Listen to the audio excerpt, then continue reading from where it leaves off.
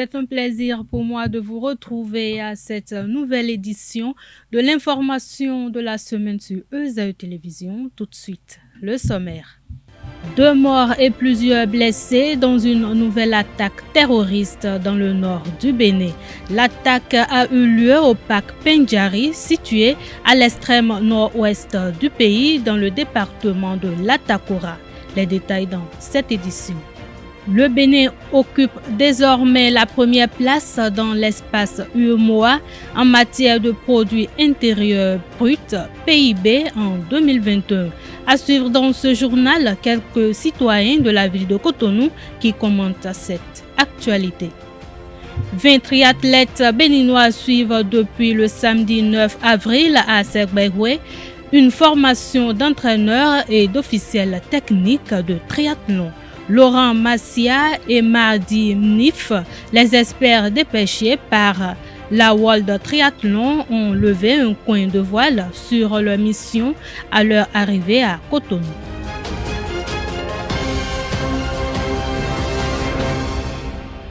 À nouveau, bonsoir. Comme je l'annonçais en titre, 2 morts et plusieurs blessés dans une nouvelle attaque terroriste dans le nord du Bénin. L'attaque a eu lieu au parc Pendjari, rapporte la radio officielle Fraternité FM ce lundi 11 avril 2022. Le Bénin a enregistré une nouvelle attaque terroriste dans le parc Pendjari, situé à l'extrême nord-ouest du pays, dans le département de l'Atakora. Selon Fraternité FM, des motos et voitures auraient explosé sur des mines artisanales. Le bilan provisoire constaté sur place fait état de 2 morts et des blessés. Quelques heures plus tard, plusieurs sources concordantes ont évoqué de nouveaux cas de décès dans le rang des blessés. Actuellement, on dénombre au total 5 militaires tués. Le Bénin occupe désormais la première place dans l'espace UEMOA en matière de produits intérieurs bruts PIB en 2021. Actuellement, le produit intérieur brut du Bénin est estimé à 7%. Le PIB est l'un des moyens employés pour mesurer la taille et la croissance de l'économie d'un pays. Quelques citoyens de la ville de Cotonou commentent cette actualité et proposent des mesures de lutte contre la cherté de la vie. Ils sont au micro de Quentin Amoussou et de Francis Fahmi. Ça, c'est selon la BCAO. La BCAO a classé le Bénin au sein de l'UEMOA. C'est bien. On félicite le gouvernement et le ministre des Finances pour ça. Mais ça ne se concrétise pas sur le terrain. Ça, c'est sur le papier, ça. Parce que nous, on constate que le panier de la ménagère continue d'être désespérément vide. Les Bénins ont trop serré la ceinture. Mais jusqu'à présent, on sait qu'il y a des chocs exogènes qui ne dépendent pas du Bénin. Mais néanmoins, il y a eu des mesures d'accompagnement. Mais malgré tout ça, on continue de sentir la cherté de la vie. Et on ne sait pas qu'est-ce qui ne va pas. Mais malgré toute cette prouesse, nous, les populations, on ne sent pas la chose. Dans cette condition où vraiment tout est cher, où même les produits de nécessité sont chers, le gari, je parle de gari, du maïs que nous consommons, tout est cher. Au temps de Kérékou 1 de la Révolution, il y a un service de contrôle des prix qui quitte le ministère du Commerce pour aller vérifier qui se rend dans les fins fonds de ce pays pour aller contrôler les prix des denrées, de chaque denrée, que ça soit importé, que ça soit interne. Voilà. Et c'est eux, tous ces résultats-là, qu'ils amènent à leur base pour fixer le prix réel du denrée. Donc, depuis un certain moment, ce contrôle des prix, je ne sais pas si ça s'est chaviré et rentré dans l'océan, je n'en sais rien. Donc, ça veut dire que c'est carrément inexistant. Mais j'aimerais que le gouvernement de notre cher président remet tout ça là sur pied. Et moi, je préconise même que la société ONASA là, on allait quand même pas faire disparaître ça, on allait quand même faire des réformes là-dessus, hein? C'est-à-dire lui donner un nouveau souffle pour pouvoir, parce que c'est elle là qui stabilise les prix surtout des céréales. Parce qu'au moment où les céréales sont moins chères, elle en achète beaucoup pour stocker. Et dès que ça commence à prendre, le prix augmente, en ce moment, elle sort pour stabiliser le prix. Donc,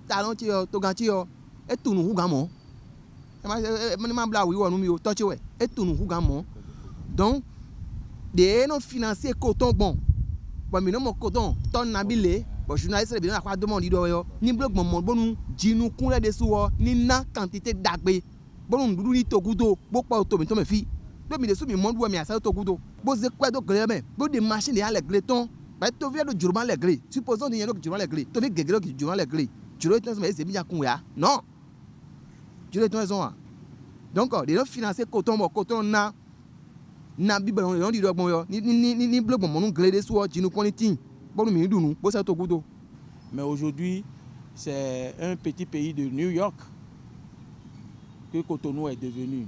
Mais nous, on était la fois passée à Boycon, à Zogodo, mais plutôt. Mais le pain qu'on a acheté là-bas, à 100 francs, c'est différent de pain de 125 ou 250 d'ici. Pourquoi il y a tout un décalage comme ça?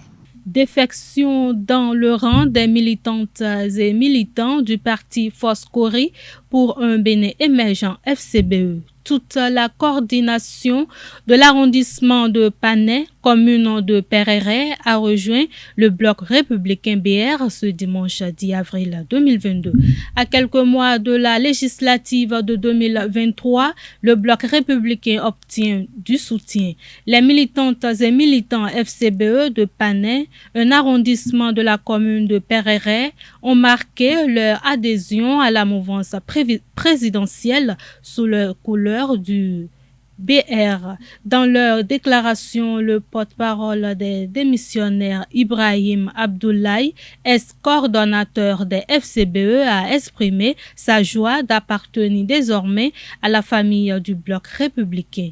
Nous nous engageons à travailler avec sérénité et détermination pour les victoires plus grandes du BR dans l'arrondissement de Panay pour les prochaines échéances électorales, a-t-il souligné. Les lauréats du concours Miss Intello Bénin ont célébré avec les enfants la journée internationale du livre pour enfants. C'était le samedi 9 avril 2022 à la bibliothèque Bénin Excellence de Godomé. Suivez le reportage de cette activité avec Anaël Dou. Les lauréats du concours Miss Intello Bénin 2022 ne sont pas restés en marge de la journée internationale du livre pour enfants. Les Miss ont commémoré l'événement à travers l'activité Les enfants lisent entre amis, tenue à la bibliothèque Bénin Excellence à Godomé. Cette activité s'est déroulée en plusieurs étapes. C'est une séance de lecture pour les enfants en commémoration de la journée du livre pour enfants. C'était le 2 avril. Donc nous avons décidé de passer un petit moment avec les enfants, une lecture animée, pas une lecture silencieuse, lecture à haute voix, voir comment les enfants lisent sans faute. Les terres du grand silencieux étaient si vastes que le plus rapide des cavaliers mettait plus d'1 an à les parcourir. On dit aussi qu'on y trouvait tout ce que la nature offre de paysages, de climat, d'animaux, de plantes et de fleurs. Les récits de voyageurs font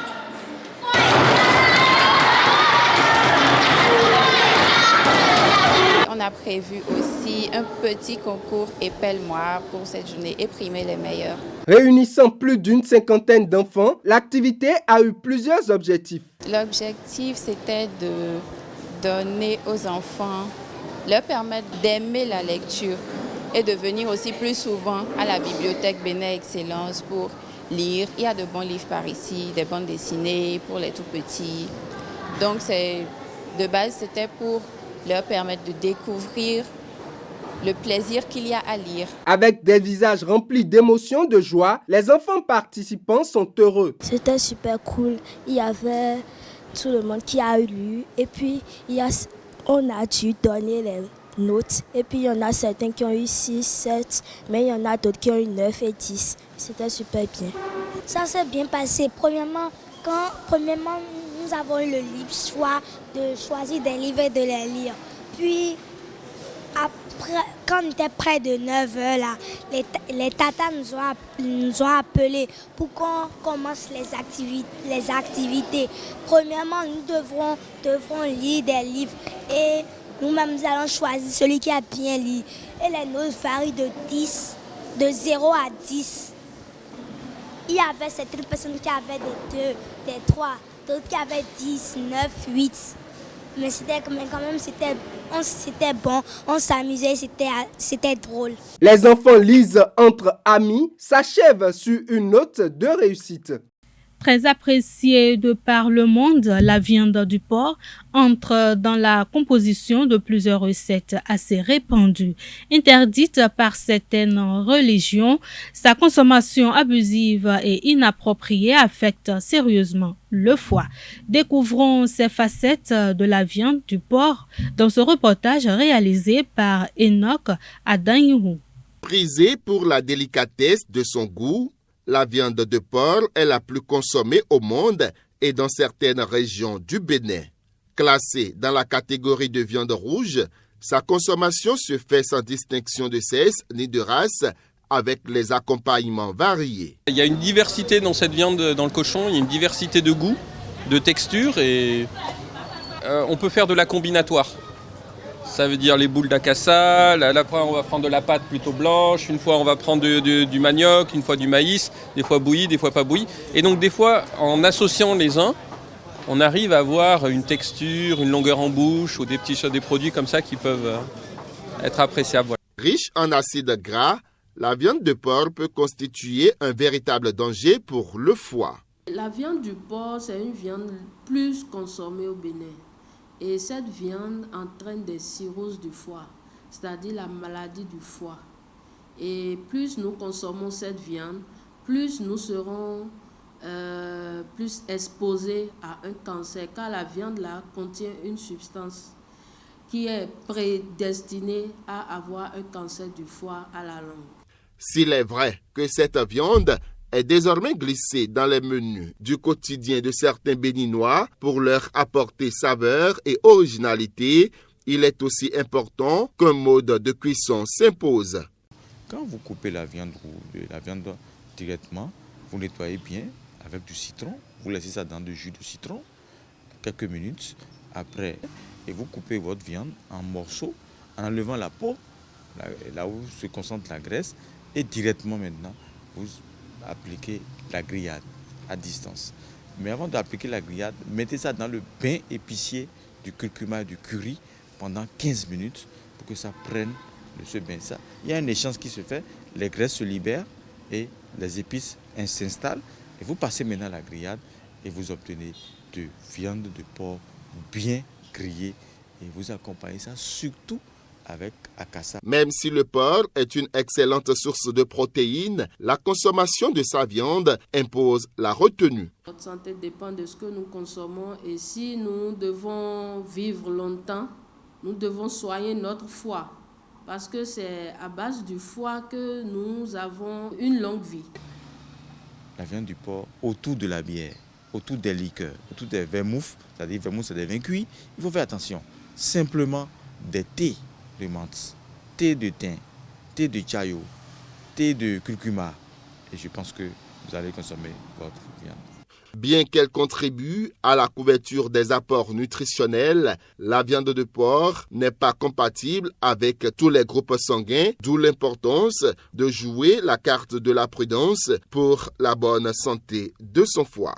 Déjà engagée sur le chantier du bien-être des enfants, l'ONG Demeure d'amour a entamé le 8 avril 2022 une tournée de sensibilisation des écoliers sur les devoirs de l'enfant dans la commune de Tambo-Djevier. L'école primaire publique de Anavier a ouvert le bal des séances. Carles Kitome a vécu cet après-midi de partage.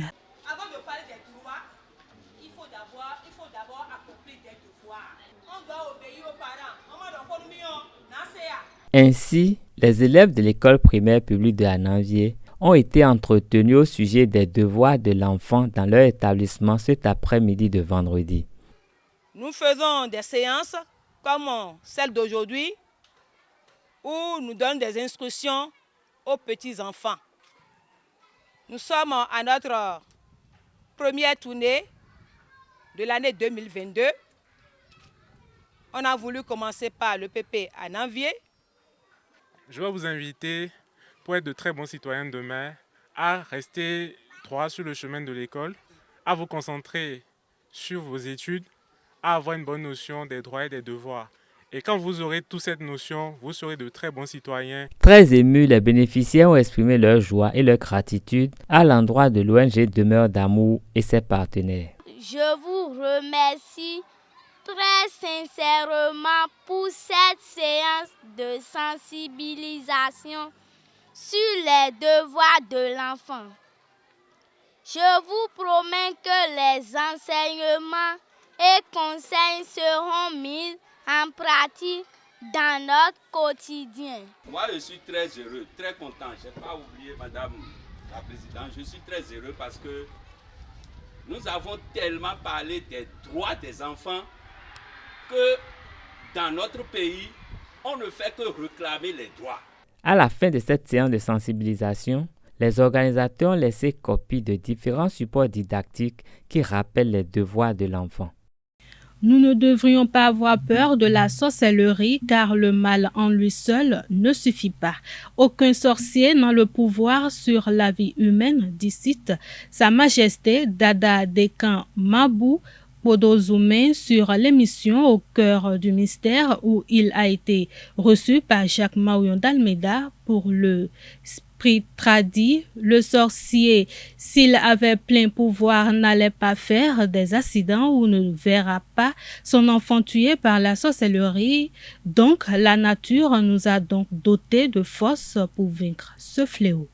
Merci beaucoup. L'Égypte, c'est un monde où réside l'essence d'un être humain.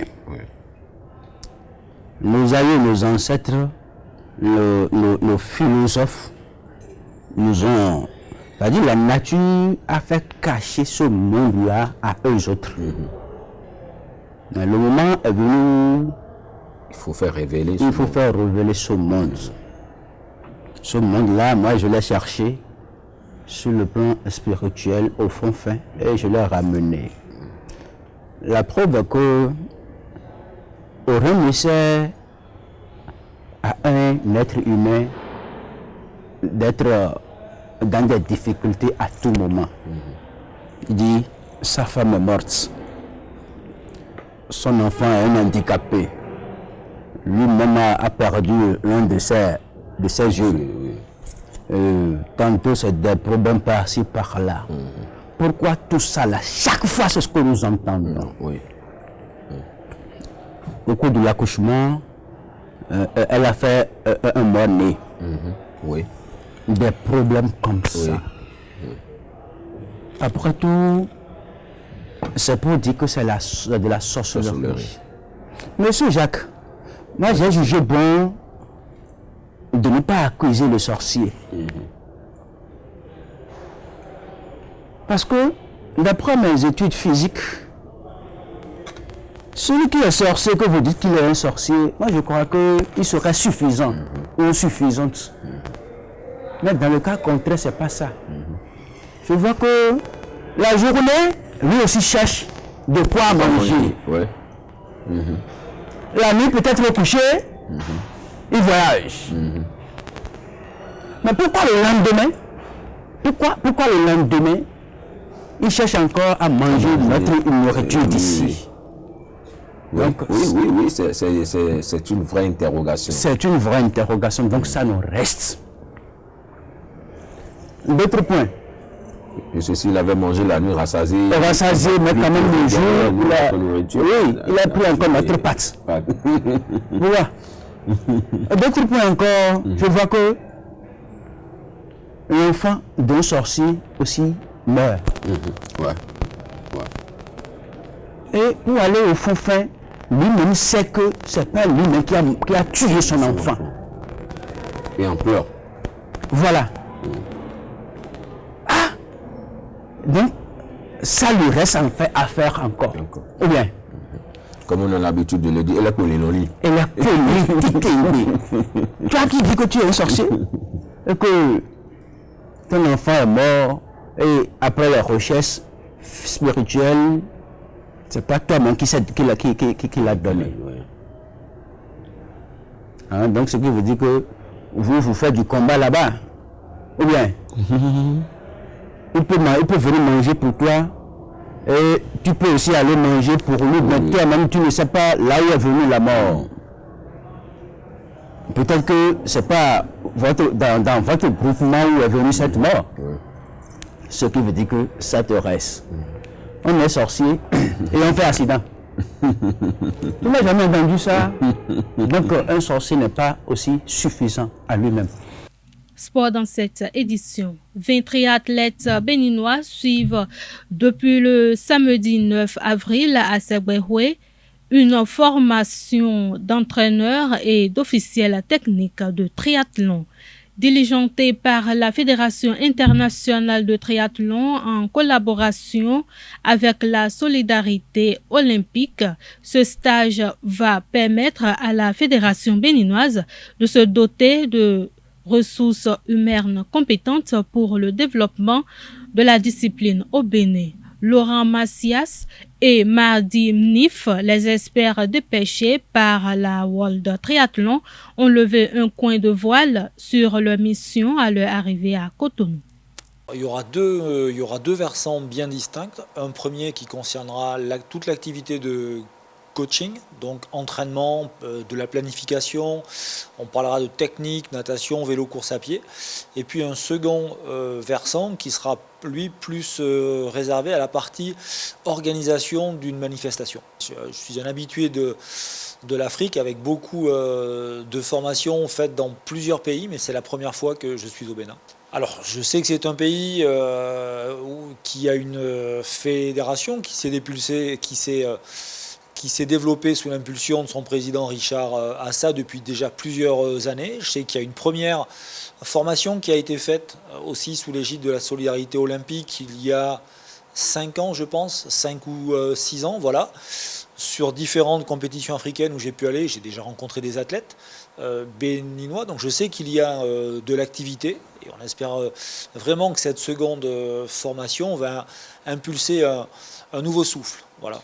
Moi, le vœu que je formule vraiment, c'est que les stagiaires profitent au maximum de tout ce qui va être dit pendant ces 4 jours. Voilà, qu'ils développent un maximum leurs compétences, qu'ils enregistrent dans la tête le plus de choses possible et que la fédération béninoise, à l'issue de cette formation, soit dotée de nouveaux cadres capables de... Alors, pas de répandre la bonne parole, parce qu'il ne s'agit pas du bonne parole, mais en tout cas capable de mettre en place des activités triathlon, que ce soit animer des séances, développer des clubs ou mettre des compétitions en place. Le président Richard Assa, c'est un ami, je peux le dire, que je connais depuis plusieurs années. Je le rencontre sur des compétitions, sur des assemblées générales depuis plusieurs années.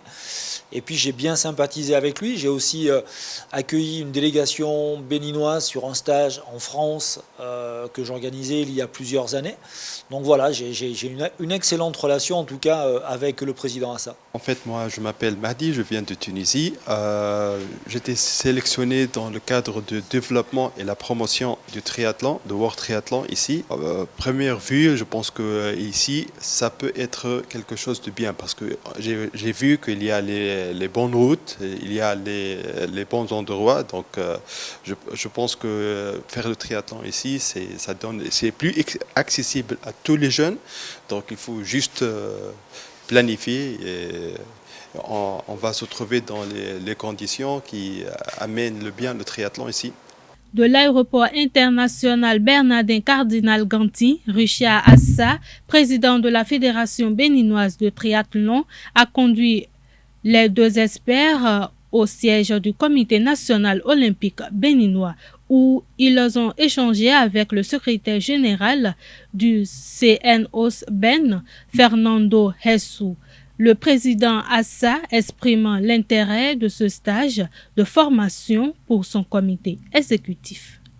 C'est les experts désignés par la Fédération internationale que nous appelons World Triathlon aujourd'hui. C'est eux qui ont été désignés pour venir encadrer et gérer cette formation que nous devrions avoir depuis 2020. Cette formation, il s'agira de faire une formation de façon à ce que nos athlètes puissent en jouir pour l'avenir, parce que aujourd'hui nous n'avons pas beaucoup de ressources. Les seules ressources humaines que nous avons là, c'est les hommes, c'est les encadreurs. Au même moment, ils vont suivre cette formation d'encadreurs, ils vont suivre également l'art d'organiser les compétitions. Donc c'est une formation en double thème. Ils apprendront à entraîner, ils apprendront également à organiser les événements du triathlon et du duathlon. Non, je pense que c'est l'amabilité.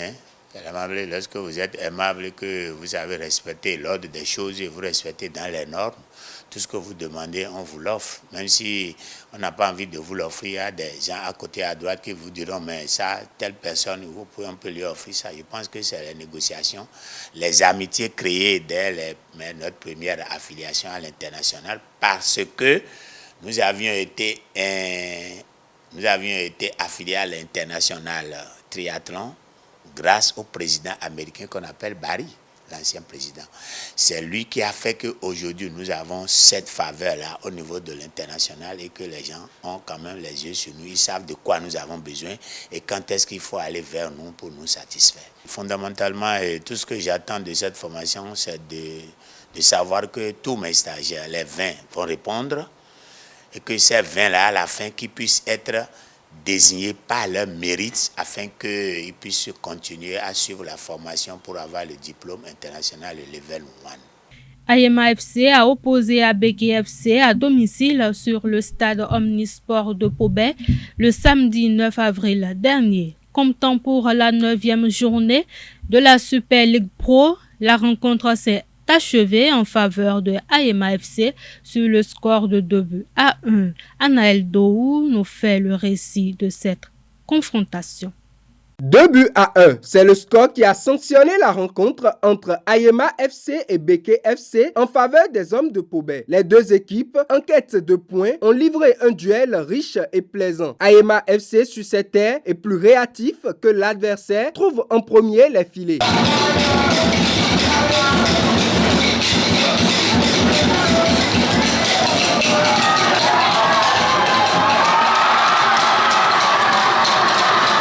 Une réalisation de Babatunde Sikirou à la 19e minute. Béké FC ne va pas dormir sur ses lauriers. Très vite, Salami Rabiou et ses coéquipiers ont recollé au score. Un exploit de Roméo Dacosta à la 35e minute.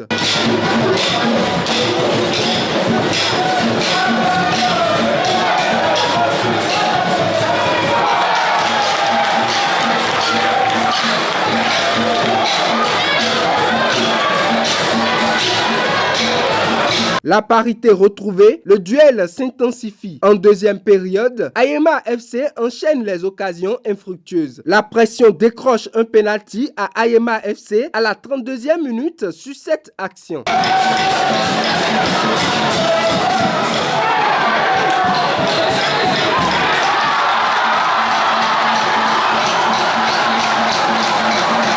Une décision arbitrale contestée qui débouche sur une réserve de Beke FC. L'honneur a été donné au dernier rempart des hommes du président Pedro Ayema, Aliou Olatunji, pour transformer le pénalty.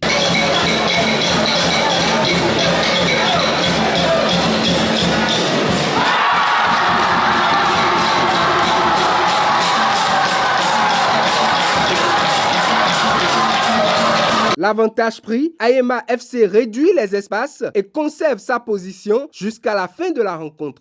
Nous n'avons pas pu faire notre jeu à cause, n'est-ce pas, d'une équipe qui est, comme vous l'avez dit, très athlétique. On aurait pu poser le ballon au sol, n'est-ce pas, le faire courir et on aurait, n'est-ce pas, gagné par un bon score. Mais l'essentiel a été fait. Nous avons eu les 3 points. C'est une équipe athlétique et on a fait pratiquement le même jeu qu'eux. Au lieu de poser le ballon au sol, nous avons cherché, n'est-ce pas, à jouer, à dégager, alors que nous n'avons pas l'habitude, n'est-ce pas, de jouer, n'est-ce pas, dans ce style-là.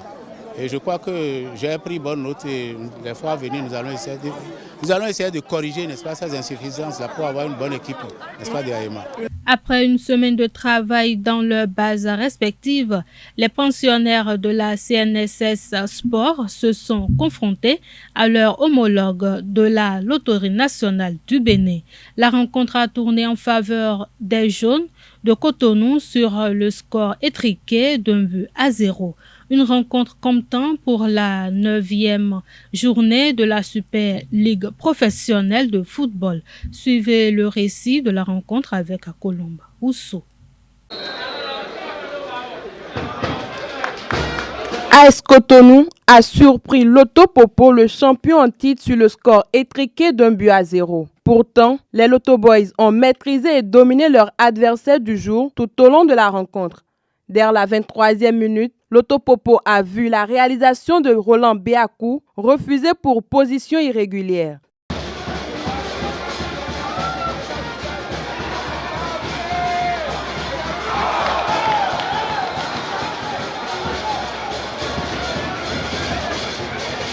Soit 11e minute, sur une relance, les protégés du coach Youssouf profitent de leur supériorité dans la surface de réparation pour ouvrir le score par l'intermédiaire de Hunkpe Soumaïla. Et c'est l'euphorie sur le banc des locaux. La minute d'après, les visiteurs auraient pu égaliser, mais le tir de Seibou frôle le montant droit des cages gardé par Duram Carlos, le dernier rempart des locaux. Le club de la cité balnéaire reçoit le mercredi prochain le vice-champion en titre Buff FC. Quant aux pensionnaires de la CNSS Sport, ils affrontent Diefa FC. Vu qu'ils ont joué la compétition internationale, ce n'est pas une petite équipe. Nous aussi, on s'est préparé puisque on avait perdu contre eux la saison passée. On allait retour. C'est un match de revanche pour nous. Je sais que c'est une équipe qui va donner le meilleur de lui en première partie. La première partie, ça appartient aux joueurs. La deuxième partie, c'est pour les coachs. Et donc, en deuxième mi-temps, qu'on a procédé à quelques changements qui a apporté, qui a fait la différence. Loto, c'est une équipe qui, la première partie, il donne tout en première partie. Nous, on a essayé de subir, de les contenir et procéder par le contre, ce qui n'a pas marché en première partie. Et là, en deuxième mi-temps, on a changé le dispositif. C'est ça qui a fait la différence. Ce journal a été préparé par l'ensemble de la rédaction. Merci de votre aimable attention. Passez une excellente soirée en compagnie de nos programmes sur les www.ezeitv.bj. Bonne rupture de jeûne à toute la communauté musulmane.